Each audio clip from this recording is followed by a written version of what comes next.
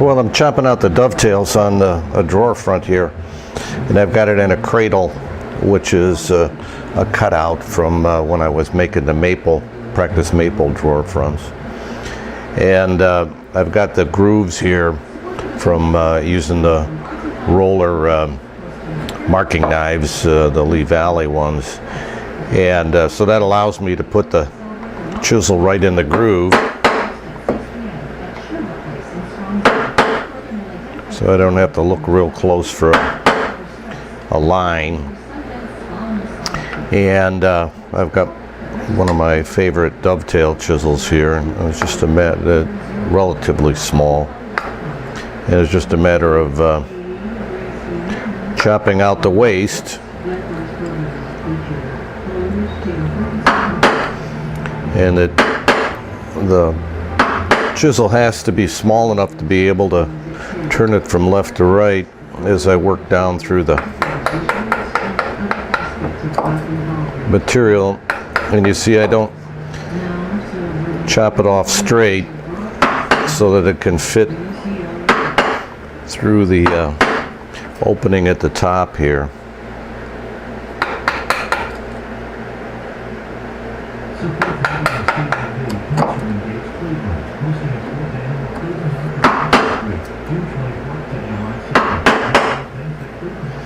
And as you get down deeper, there's where the saw hasn't got to yet, so we have to continue that line down there.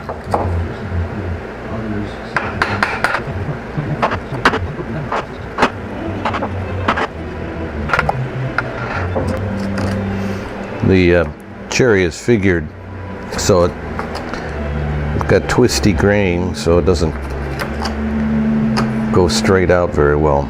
So then we have our lower groove here. We just put the chisel right in there, and we'll get our exact nice straight edge on the bottom. And there you have it. And I got to clean them out later and get them a little closer. But got two more to do there, and then I'll have this side done. Well, I'm just cleaning up the sockets here a little bit. It helps to look at them from this direction so I can sight down, make sure they're nice and square, going straight back. And then likewise I can get down like so, make sure they're straight back that way too. And so we want them clean. And then if we've done our homework correctly, this is a number 4 and the number 4 there.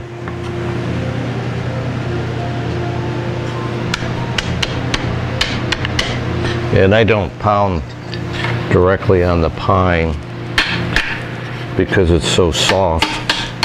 It just dents.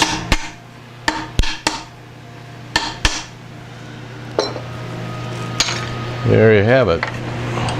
So I think that's a pretty good fit there. So we can put it in on this side. This is a number 1. Well, for those of you that like hand tools, this is a reproduction of a Sandusky plow plane that I made a few years ago. And I don't use it all that often, but it does a very good job of making grooves. And in this case, we've got to make a 1/4 inch groove here, a 1/4 inch off of the bottom. And so it's ideal for that, and it's quieter than a router and a table saw. And it fits the bill real well, and it doesn't really take all that much time to run it through here. And when it's adjusted right for the depth, it'll just stop cutting,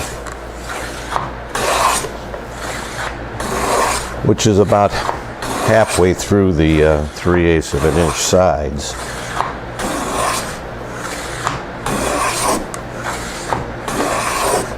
But I'm taking a light shaving here. You can see it's already stopped in the middle, and it's not cutting anymore, so we're at our depth.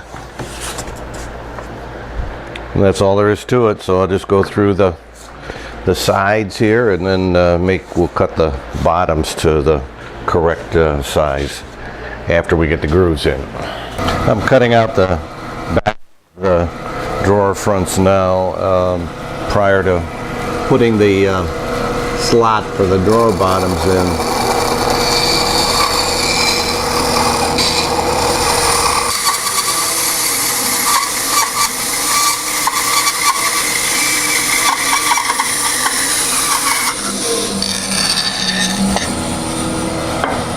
There we have it.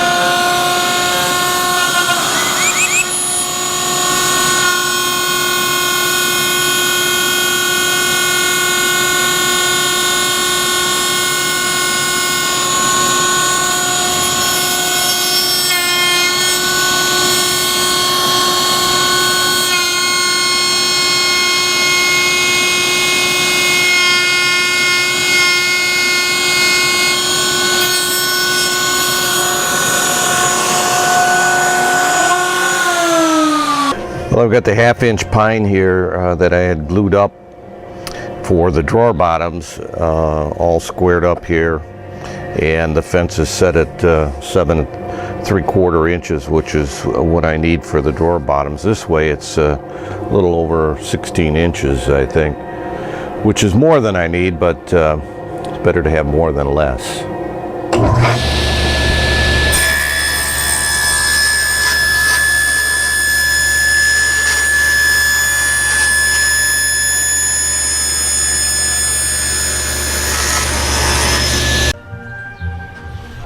Well, I've got the router set up here to put a bevel edge on 3 sides, and then I'll trace the shape onto the front here and then cut it out.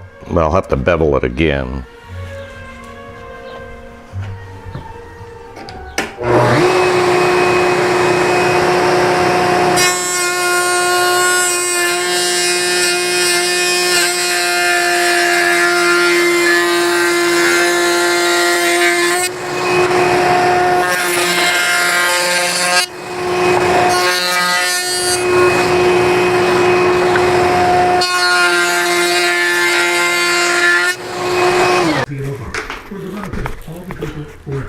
Sawing out the pattern now.